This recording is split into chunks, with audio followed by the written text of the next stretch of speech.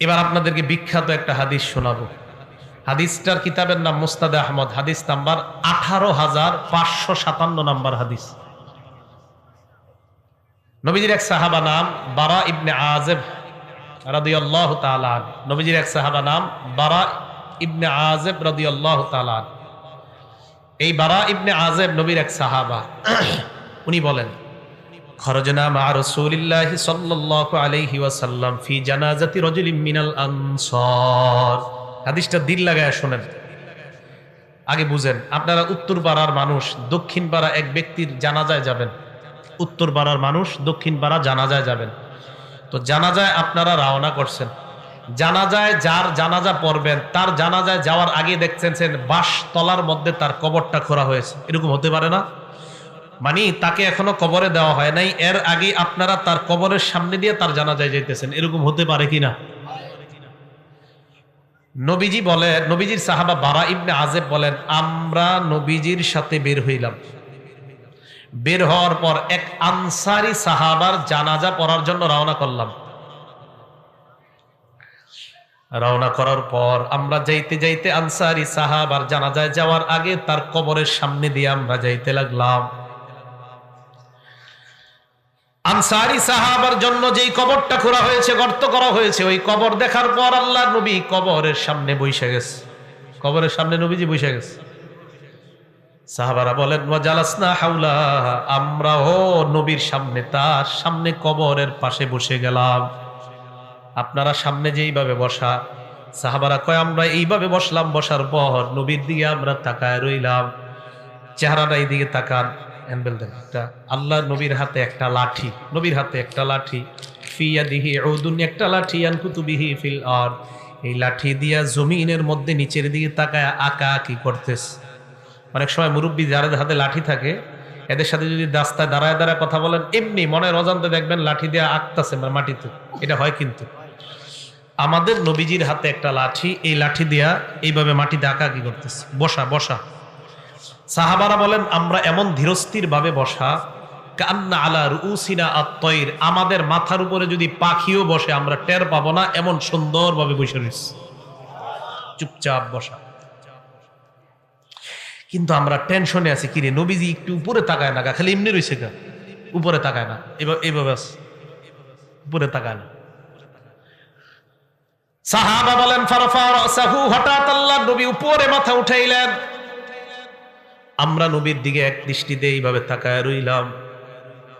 মাথা উঠানোর পর কবরের দিকে আল্লাহর নবী তাকাইলেন। তাকায় বললেন, এ সাহাবাদের দল, ইস্তাইযু বিল্লাহি মিন আযাবিল কবরি মাররাতাইনি আও সালাসা। সাহাবাদের দিকে তাকায় বললেন, তোমরা এই কবর থেকে, আল্লাহর কাছে কবরের আযাব থেকে পানাহ চাও। এই কথাটা নবী 2 বার অথবা 3 বার বললেন। সাহাবাদেরকে আল্লাহর নবী কেন বললেন? কারণ কবর এমন একটা ভয়ঙ্কর জায়গা। কবর আমাকে, আপনাকে, আমাদের সকলকে প্রত্যেকদিন ডাক দিয়ে বলে, আনা বাইতুল গুরবা, আমি কিন্তু অপরিচিত ঘর, আমার কাছে আসার আগে চিন্তা ভাবনা করে আসবা। আনা বাইতুল ওয়াহদা, আমি একা থাকার ঘর, আমার কাছে আসার আগে চিন্তা ভাবনা করে আসবা। আনা বাইতুদ দুদ, আমি পোকামাকড়ের ঘর, আমার কাছে আসার আগে চিন্তা ভাবনা করে আসবা। আনা বাইতুত তুরাব, আমি মাটির ঘর, আমার কাছে আসার আগে চিন্তা ভাবনা করে আসবা। মুসলমান মাটির উপর যখন একটা দৌড় দেন, সাবধানে দৌড় দিবেন। এক বর্ণনায় পাওয়া যায়, জমিনের উপর যারা জোরে জোরে চলে, হতে পারে এর কারণে কবর তার সাথে ভয়ঙ্কর আচরণ করবে। কবর বলবে, আমার পিঠের উপর বড় ধম্ব বরে তুমি চলেছিলা, আজকে আমি কবরের আচরণ তুমি লক্ষ্য করতে পারবা। এক বর্ণনায় কবর এমন চাপ দিবে, চাপ দেওয়ার পর আপনার 2 পাশের সিনার হাড্ডিগুলা একটা আরেকটার মধ্যে ঢুকে যাবে। নবী বলেন, কবর থেকে তোমরা পানাহ চাও, কবরের আযাব থেকে পানাহ চাও। কথাটা নবী 2 বার অথবা 3 বার বললেন। এবার আল্লাহ নবী কয়, জানোনি কেন? ফা ইন্নাল আবদাল মুমিনা ইযা কানা ফি ইনকিতাইম মিনাদ দুনিয়া ওয়া ইকবালিম মিনাল আখিরাহ। মুমিন যখন দুনিয়া থেকে বিদায় নেওয়ার সময় হয় আর আখিরাতের দিকে যখন মুমিন রওনা করা শুরু করে দেয়, নাজালাত ইলাইহি মালাইকাতুম মিনাস সামা বিদুল ওয়ুজুহ, সুন্দর চেহারাওয়ালা আল্লাহর হাজার হাজার ফেরেশতারা ওই ঈমানদারের আত্মাকে স্বাগত জানানোর জন্য উপস্থিত হয়ে যায়। ঈমানদার বিদায় নিবে, সুন্দর চেহারা বিশিষ্ট হাজার হাজার ফেরেশতারা ঈমানদারের সামনে আসে।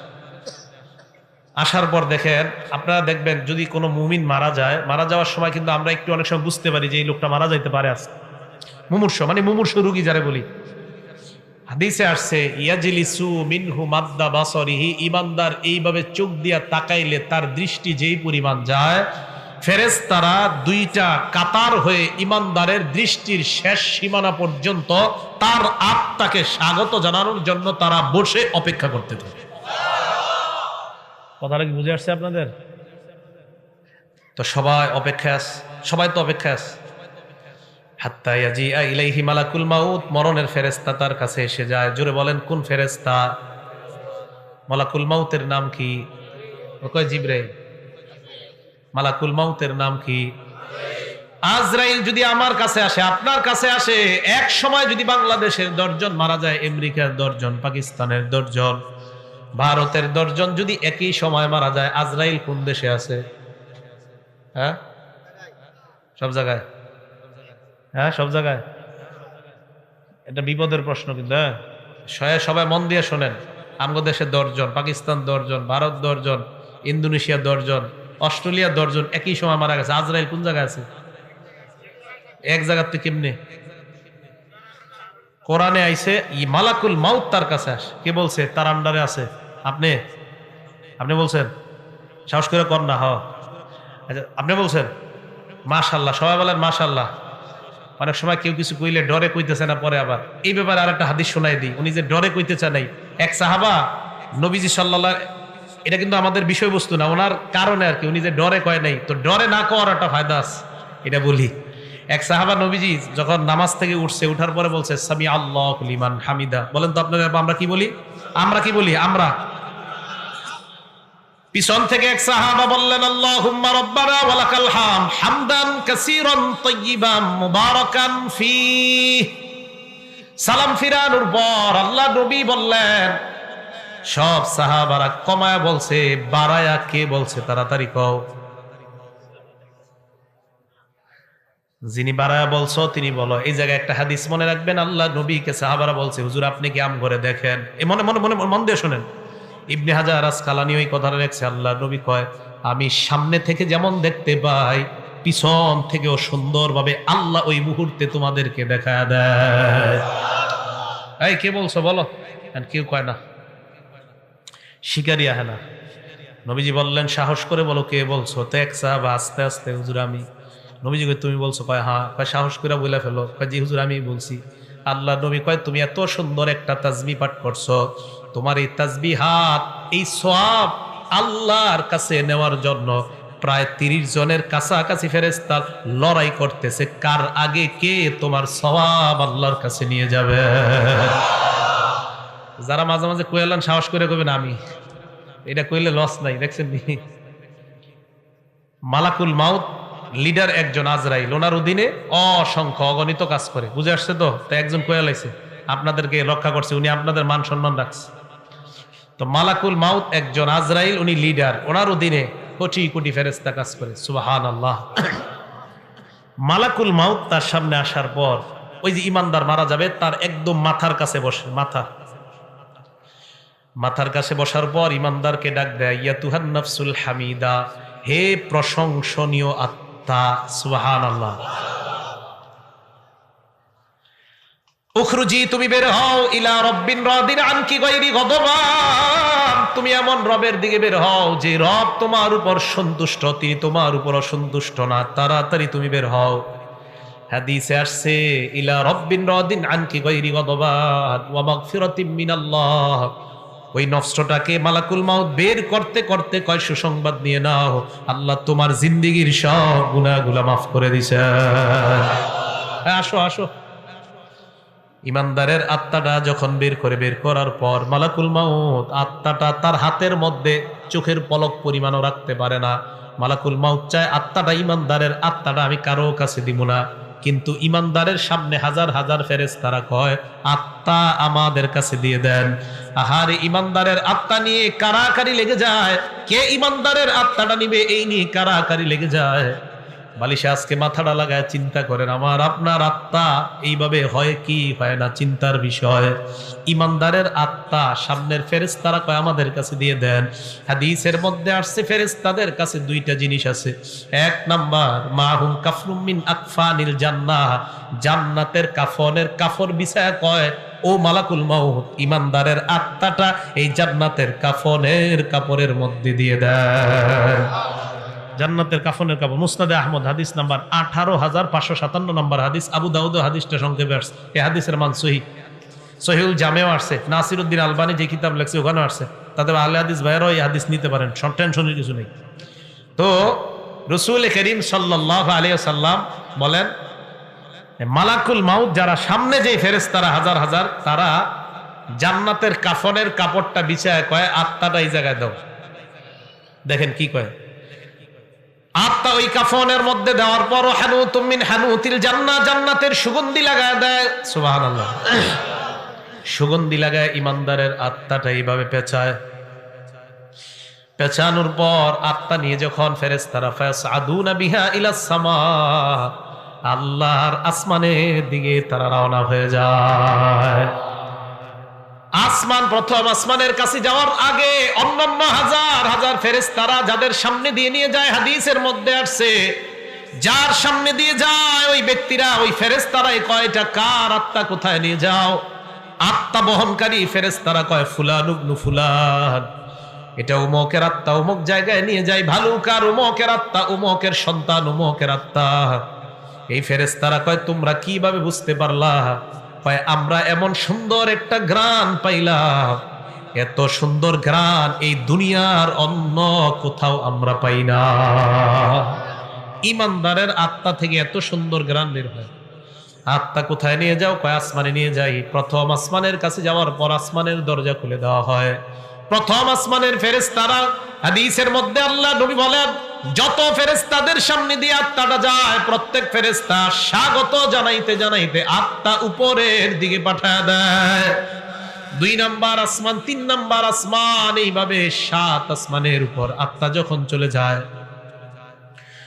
আল্লাহ পাক রব্বুল আলামিন বলে ফেরেশতাদের দল এবার থাম, আর আত্মা উপরে উঠানোর কোনো প্রয়োজন নাই।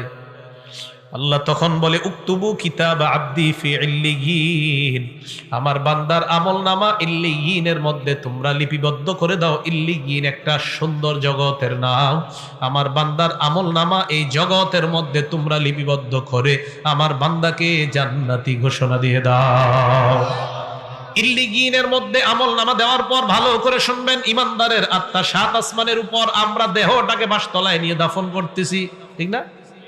আমরা জানাজা দিলাম, জানাজা দেওয়ার পর যখন আত্মাটা আমরা নিয়ে যাই, দেহটা, এক বর্ণনায় আসছে ইমানদারের দেহ কবরে নেওয়া পর্যন্ত হাজার হাজার ফেরেশতারা কবর পর্যন্ত তাকে স্বাগত জানাইতে জানাইতে কবরের কাছে নিয়ে যায়।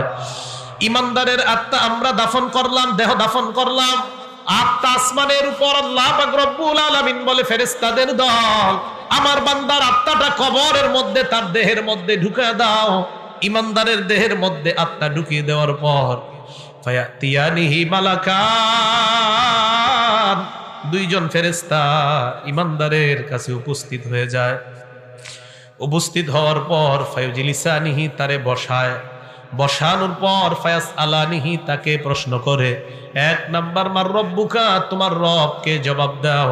ওই বান্দা জবাব দেয় রব্বি আল্লাহ, চিল্লায় বলেন আমাদের রব কে?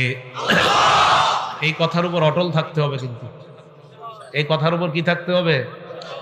অটল কেন থাকতে হবে? সূরা হামিম আস-সাজদা 24 নাম্বার পারা 19 নাম্বার পৃষ্ঠা, সূরা হামিম আস-সাজদা আয়াত নাম্বার 30। এই সূরাটাকে সূরা ফুসসিলাত বলা হয়। আল্লাহ বলেন ইন্নাল্লাযীনা ক্বালু রাব্বুনাল্লাহ, নিশ্চয়ই যারা বলে আমাদের রব আল্লাহ, নিশ্চয়ই যারা বলে আমাদের রব আল্লাহ, সুম্মাস্তাকামু, এই কথার উপর অটল থাকে। জোরে বলেন কি থাকে?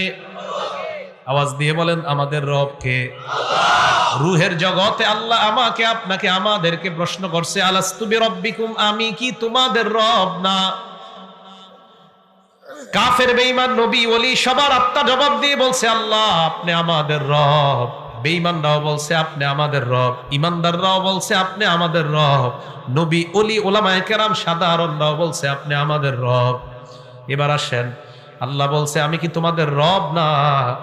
এই কথার অর্থ হলো 6টা। জোরে বলেন কয়টা? 1 নাম্বার, আমি কি তোমার ব্যক্তি জীবনের রব না? 2 নাম্বার, আমি কি তোমার পারিবারিক জীবনের রব না? 3 নাম্বার, আমি কি তোমার সামাজিক জীবনের রব না? 4 নাম্বার, আমি কি তোমার অর্থনৈতিক জীবনের রব না? 5 নাম্বার, আমি কি তোমার রাষ্ট্রীয় জীবনের রব না? 6 নাম্বার, আমি কি তোমার আন্তর্জাতিক জীবনের রব না? 1 নাম্বার, আমি তোমার ব্যক্তি জীবনের রব কিনা? আমি বলছি আল্লাহ আপনি আমার ব্যক্তি জীবনের রব। তাহলে ব্যক্তি জীবনে তুমি নামাজ কায়েম যদি করো, হক ভাবে চলো, তাহলে ব্যক্তি জীবনে আমাকে তুমি রক্ষা করলা। তুমি তোমার পারিবারিক জীবনে আমাকে রব মানেছো কিনা? হ্যাঁ মাবুদ, আপনাকে আমি পারিবারিক জীবনে রব মানলাম। তোমার বিবি বেপরদায় চলে কেন? মাবুদ, আমি আমার বিবিকে বেপরদায় চালাই না, বিবি উল্টা পাল্টা নিজের থেকেই চলে, তাহলে সমস্যা নাই। আর যদি বলেন বিবি আমার আশকারায় পর্দা করে না, আল্লাহ বলবেন তাহলে তুমি পারিবারিক জীবনে আমাকে রব মানো নাই। আপনি আপনার বিবিকে নামাজি বানাইতে পারেন না, আপনার ছেলেকে নামাজ পড়তে বলেন না, মেয়েকে নামাজ পড়তে বলেন না, তার মানে পারিবারিক জীবনে আল্লাহর রব মানেন নাই। 3 নাম্বার, সামাজিক জীবনে রব। সমাজের কয়টা মানুষকে দাওয়াত দিছেন? নামাজের দাওয়াত দিছেন কয়টা? সৌদি আরবের হুজুরে আর খুঁজে ফতুয়া পায় না, তাবলিগ ওয়ালা করে বিরুদ্ধে ফতুয়া দিস। তাস খেলা, জুয়া খেলা, মদ বার হয় সৌদি আরবে। হালাল জুয়াখানা খুলছে। কি জুয়াখানা? নাম দিছে হালাল জুয়াখানা। তাস খেলা হয়, মদ হয়, জুয়া হয়। আর আমাদের দেশে রিয়ালখোর হুজুররা কয় খুব ভালো কাজ করেছে, অথচ তাস খেলা, জুয়া খেলা, গানের বিরুদ্ধে কথা কয় না। বুঝতে হবে এই রিয়ালখোর হুজুর যারা, এগুলারে সময়ে সময়ে চেনা যায় এরা আসলে হুজুর না, এরা ইসলামের লেবাসদারি মুনাফিক মার্কা শয়তান। সৌদি আরব আর কিছু খুঁজা পায় না, ফতুয়া দিয়ে দিল তাবলিগওয়ালারা ঠিক না। মায়েরা মানুষের পায়ে ধরে ধরে মসজিদে আনে, এরা ঠিক না। কি ঠিক? তাস খেলা ঠিক, জুয়া খেলা ঠিক। সৌদি আরবের এই সমস্ত ফতুয়া গণার টাইম নেই আমাদের, এদের গণার টাইমই নেই। আপনারা চিন্তা করেন না, আমাদের দেশে ওলামায়ে কেরাম এমন আছে যারা ওই দেশে আলেমদেরকে গণাই ধরে না, বসতে বলেন এদেরকে গণাই পাত্তাই দেয় না, এইগুলা গণার মধ্যেই নেই। এরা ফতুয়া দেয়, কয় তাবলিগওয়ালারা ঠিক না, বেহক, এই হক। বইয়া টাস খেলবার ফতুয়া দিবা, তুমি ওই টাস খেলুন না ফতুয়া মার্কা আমাদের ওলামায়ে কেরাম। আর আমাদের দেশের মুসলমান কেন, সারা পৃথিবীর মুসলমানরা ওই টাস খেলা মার্কা হুজুরদের ফতুয়া গ্রহণ করবে না, ফতুয়া আর খুঁজে পায় না। তাবলিগওয়ালারা খারাপ। তো 3 নাম্বার, সামাজিক জীবনের রব। মানুষের দৈরা দৈরা নামাজ আনে, এইটা ভাল লাগে না। 4 নাম্বার, অর্থনৈতিক জীবনের রব কে বলেন? তাহলে সুদ খান কেন? অর্থনৈতিক জীবনে যদি রব হয় আল্লাহ, তাহলে সুদের কারবার কেন করো? 5 নাম্বার, রাষ্ট্রীয় জীবনে রব কে বলেন? তাহলে রাষ্ট্রীয়ভাবে ইসলামের কোন মিছিল ডাক দিলে যাওয়ার জন্য সবাই রাজি আছেন কিনা? আন্তর্জাতিক জীবনে রব কে বলেন? আন্তর্জাতিক ভাবে যদি আল্লাহ বা নবী অথবা ইসলামকে অপমান করা হয়, বাংলাদেশের মুসলমানরা মুসলমান হিসাবে আমরা প্রতিবাদ সর্বস্তরে জানাইতে রাজি আছি না? না, এটাই হবে 6 জীবনে রব মানা। মনে থাকবে তো? তো আল্লাহরে বলছি আল্লাহ আপনি আমাদের রব। এবার আসেন সূরা হামিম আস-সাজদা 30 নম্বর আয়াতে, নিশ্চয়ই যারা বলে আমাদের রব কে, কয় জীবনে? এই তো মাশাআল্লাহ, বলেন নিশ্চয়ই যারা বলে আমাদের রব কে, কয় জীবনে? কবরের মধ্যে প্রশ্ন করবে তোমার রব কে, ওই ব্যক্তি জবাব দিবে আমার রব হলেন আল্লাহ। 2 নাম্বার, ওমা দীনুকা, তোমার ধর্ম কি? জবাব দিবে দীনিয়াল ইসলাম, আমার ধর্ম হলো ইসলাম। 3 নাম্বার প্রশ্ন করবে ওয়ামান হাদার রাজুলুল্লাযী বুইসা ফীকুম, এই মানুষটাকে চেনো যাকে তোমাদের মাঝে প্রেরণ করা হয়েছে? জবাব দিবে হাজা নাবিয়ুনা মুহাম্মাদুন সাল্লাল্লাহু আলাইহি ওয়াসাল্লাম, উনি আমাদের নবী মুহাম্মদ সাল্লাল্লাহু আলাইহি ওয়াসাল্লাম। এই প্রশ্নের 3টা জবাব দেওয়ার পর ফেরেশতারা বলবে কিভাবে তুমি এই প্রশ্নের জবাব জানতে পারলা? ওই ব্যক্তি জবাব দিবে ক্বরাতু কিতাবাল্লাহ, দুনিয়ার মধ্যে আল্লাহর কালাম পড়েছিলাম, না পড়লে পারলেও উলামায়ে কেরামের কাছে গিয়েছিলাম, মাহফিলে তাফসীরে গিয়েছিলাম, উলামাদের সোহবতে থাইকা প্রশ্ন 3টার উত্তর আমরা জেনে নিয়েছি আল্লাহ।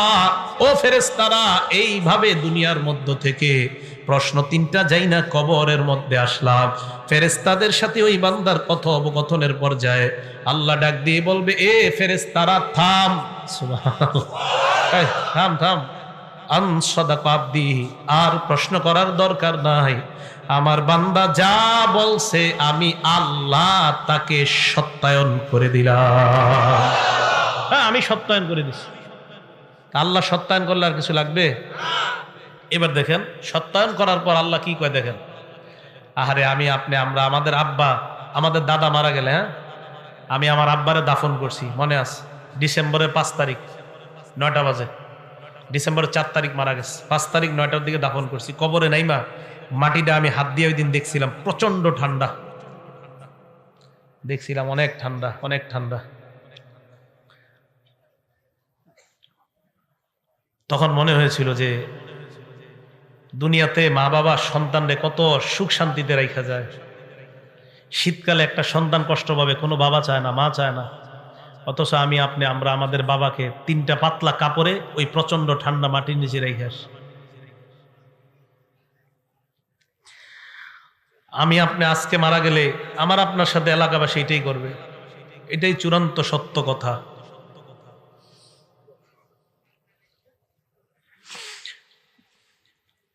মারা যাওয়াটাই চূড়ান্ত সত্য কথা, মারা থেকে কেউ বাঁচতে পারবে না। আল্লাহ ডাক দিয়ে বলবে, আফরিশুহু মিনাল জান্নাহ, আমার বান্দারে পাতলা পোশাকে দুনিয়ার মানুষ কবর দিছে, তারে জান্নাতের পোশাক পরায়া দাও।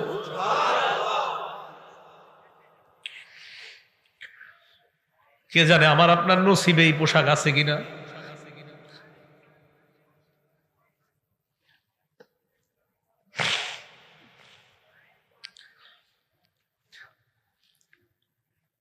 এই কথা বলার পর আল্লাহ বলবেন, আফরিশুহু মিনাল জান্নাহ ওয়া আলবিসুহু মিনাল জান্নাহ, প্রথমে বলবেন আমার বান্দার কবরটা জান্নাতের বিছানা বিছায়া দাও, ওয়া আলবিসুহু মিনাল জান্নাহ, তার শরীরে জান্নাতের পোশাক পরায়া দাও। এরপর বলবে ওয়াফতাহু লাহু বাবান ইলাল জান্নাহ, তার কবর থেকে জান্নাত পর্যন্ত একটা দরজা খুলে দাও, কবর থেকে যেন জান্নাতের নিয়ামতগুলা দেখতে পায়। জান্নাতের দরজা খুলে দেওয়ার পর বান্দা তাকায় দেখবে জান্নাতের হুররা নাচানাচি করতেছে, ওই বান্দার মন চাইবে হুর স্পর্শ করার জন্য। আল্লাহ বলবে নামকানাউ মাতিল আরুস, বান্দা তুমি থামো, বাসর রাতের দুলার নেই তুমি ঘুমিয়ে যাও। লা ইউকিজুহু ইল্লা আহাব্বা আহলিহি, বাসর রাতে ফজরের আজান হয়ে গেলে তোমার প্রিয়তমা ছাড়া তোমাকে অন্য কেউ জাগ্রত করার মতো ঘরে কেউ থাকে না। কবরের মধ্যে তুমি আসছো, এই জায়গায় তোমার প্রিয়তমা নাই, প্রিয়তম নাই, ইমানদার আমি আল্লাহ তোর প্রিয়তম হয়ে গেলাম। কিয়ামতের মাঠে আমি তোকে উঠাবো, ঘুমা ঘুমা তুই ঘুমা, এখনো জান্নাতে যাওয়ার সময় হয় নাই, কবরে থাকো, তোমার তো কবর থেকে জান্নাতের নিয়ামত উপভোগ করার সুযোগ দিয়েছি, থামো। আরেক বর্ণনায় আসছে ফায়ুফসাহু লাহু কবরুহু, তার কবরটা বিশাল প্রশস্ত করে দেওয়া হবে, মাদ্দা বাসরিহি, তার দৃষ্টি যতটুকু যায় এই পরিমাণ প্রশস্ত করে দেওয়া হবে। প্রিয় ভাইয়ারা, জামির দিয়ার ভাইয়ারা, আমার আপনার কবরটা, আমার আপনার মৃত্যুটা, আমার আপনার কবরটা যেন এমন কবরই হয়। আমি আপনাদের জন্য দোয়া করবো, আপনারা আমার জন্য দোয়া করবেন। কে মারা যায় এটা নিশ্চিত বলা যায় না আমি জান্নাতি, নিশ্চিত বলা যায় না আপনি জান্নাতি, নিশ্চিত বলা যায় না আমি জাহান্নামী, নিশ্চিত না আপনি জাহান্নামী। কত কিছু ভাবেন যে কত বড় হুজুর সামনে বসছে, কিন্তু আমি যদি জান্নাতি না হই কি লাভ হবে বলেন আমার এই সার্টিফিকেটের। এই জন্য মরণের চিন্তাটা খুব বেশি করা দরকার। আল্লাহ আমাদের সকলকে তৌফিক দান করেন। ওই বান্দাকে কবরের মধ্যে রাখার পর হঠাৎ ওই বান্দা যখন কবরে থাকবে, এক বর্ণনা আসছে বান্দা দেখবে তার কবরে সুন্দর একটা মানুষ। হ্যাঁ, এই তুমি কে? বলবে আনা আমালুকা সলি, আমি তোমার নেক আমল, আমি নেক আমল। নবীজি এই কথা মনে আসেনি, নবীজি এই হাদিস বৈশা শোনাইতেছে কোথায় বুঝলে গেছে? হ্যাঁ, হাদিস শেষ হয় নাই কিন্তু এখনো, কবরের সামনে বসে এই হাদিস শোনাইতেছে। এবার সাহাবাদেরকে বললেন ওয়া ইন্নাল আবদাল ফাজিরা, পাপাচার বান্দার মরণের যখন সময় হয়ে যায়,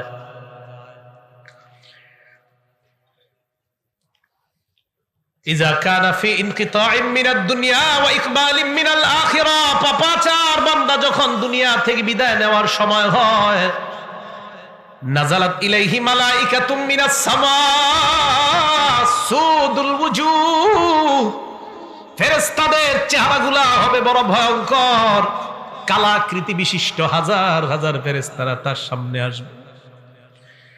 ইমানদারের মতো তার চোখের দৃষ্টি যতটুকু যায়, ওই ফেরেশতারাও সালার একটা বস্তা নিয়ে, সালার চট নিয়ে তার সামনে আসবে।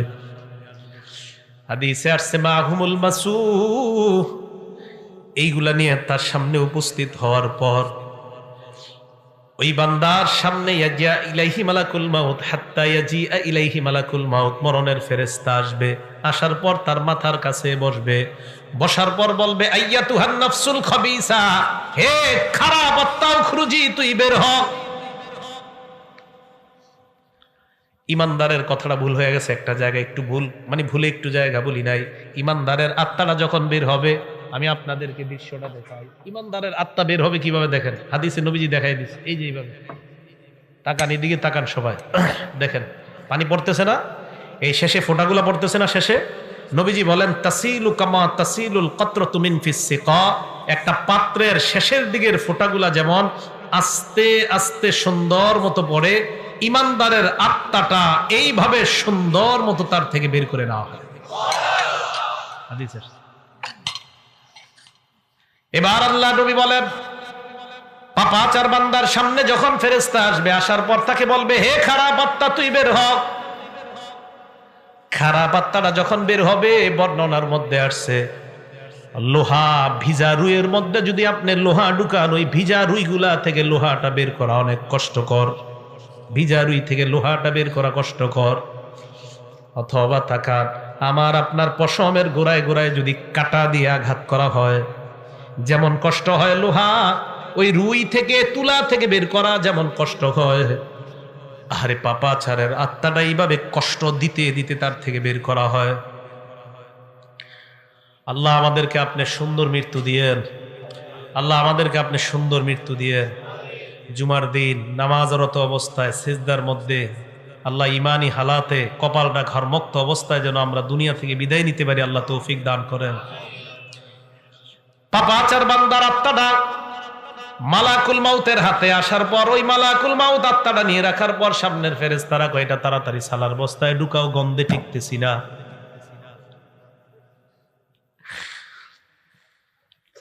আত্মাটা এইভাবে পেঁচানোর পরে আত্মা নিয়ে যখন রওনা হয়, অন্য ফেরেশতারা কয় কার আত্মা কোথায় নিয়ে যাও, সরাও তাড়াতাড়ি। আত্মা বহনকারী ফেরেশতারা বলবে কেন, কয় গন্ধে টিকতেছি না, এইটা এইখান থেকে সরাও। এত গন্ধ কেন, সরাও। আত্মা যখন উপরে নিয়ে যায়, প্রথম আসমানের কাছে যাওয়ার পর আল্লাহ কয় ফেরেশতারা এই আত্মার উপরে উঠানোর কোনো দরকার নাই, আত্মাটা আসমানে আনারই কোনো দরকার নাই। উকতুবু কিতাবা আবদি ফি সিজ্জিন, আমার বান্দার আমল নামা সিজ্জিন নামক জায়গার মধ্যে লিপিবদ্ধ করে দাও। চিল্লায়া বলেন নাউজুবিল্লাহ।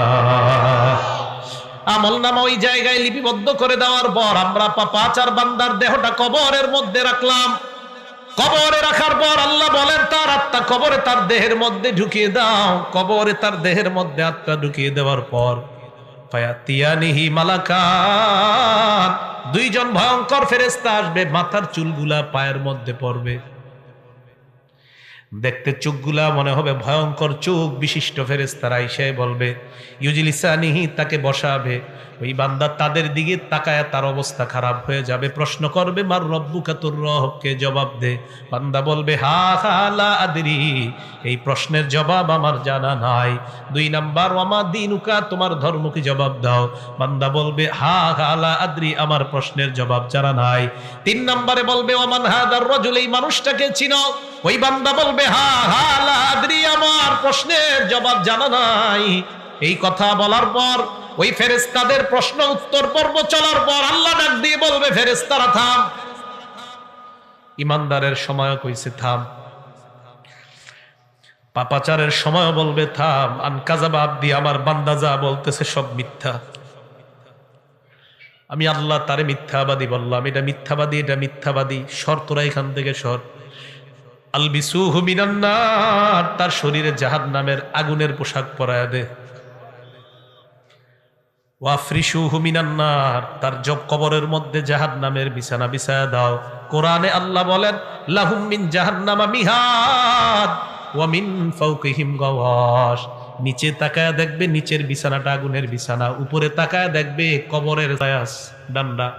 এই ডান্ডা নিয়ে লোকটাকে একটা জোরে আঘাত করবে।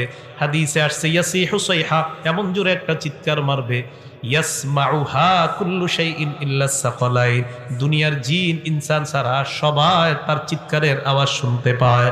গরু শুনতে পায়, ছাগল শুনতে পায়, দুনিয়ার মানুষ আর জিন ছাড়া সবাই তার চিৎকারের আওয়াজ শুনতে পায়। এই জন্য মুসলমান সাবধান, পাপাচার হয়ে মৃত্যুবরণ করলে কবরের অবস্থাটা হবে বড় ভয়ঙ্কর।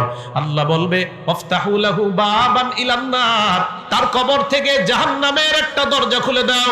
হাদিসে আসছে ফায়াতিহা মিন সাবুবিহা ওয়া হারুরিহা, কবরের প্রচন্ড গরম, জাহান্নামের গরমগুলা তার কবরে একটু পর পর বারবার আসতে থাকবে। এই ভয়ঙ্কর আগুনের উত্তাপে চারদিকে যখন তাকায় দেখবে নিচে আগুন, উপরে আগুন, চারদিকে আগুন আর আগুন। এই ভয়ঙ্কর আগুনের অবস্থা দেখার পর ওই বান্দার ব্যাপারে আল্লাহ পাক রব্বুল আলামিন বলবেন পাপাচার হওয়ার কারণে তার এই শাস্তি হবে কিয়ামত পর্যন্ত। এই জন্য মুসলমান, পাপাচার অবস্থায় আমার আপনার মৃত্যু যদি হয় তাহলে আমার আপনার অবস্থাটা হবে ভয়ঙ্কর। আল্লাহ আমাকে আপনাকে সবাইকে উত্তম মুমিন হিসাবে যেন আমরা মরতে পারি আল্লাহ তৌফিক দান করেন, বলেন আমিন। মৃত্যুর যন্ত্রণা এই ভোগ করা আর মরণের সময় আমার আপনার অবস্থা যদি হয় ভয়ঙ্কর, একটু চিন্তা করবেন। আজকে বালিশে মাথা লাগায় আল্লাহ না করুক, আল্লাহ না করুক, আল্লাহ না করুক, আমার আপনার কবরে জাহান্নামের থেকে যদি দরজা দিয়া জানালা দিয়া জাহান্নামের তাপ আর আগুন ঢুকতে থাকে, নিচে আগুন, উপরে আগুন, চারদিকে আগুন, আজকে ল্যাপটা মাথায় দিয়ে অন্ধকার চোখে তাকায় কল্পনা করবেন যে কবরে তো আমি একা থাকবো।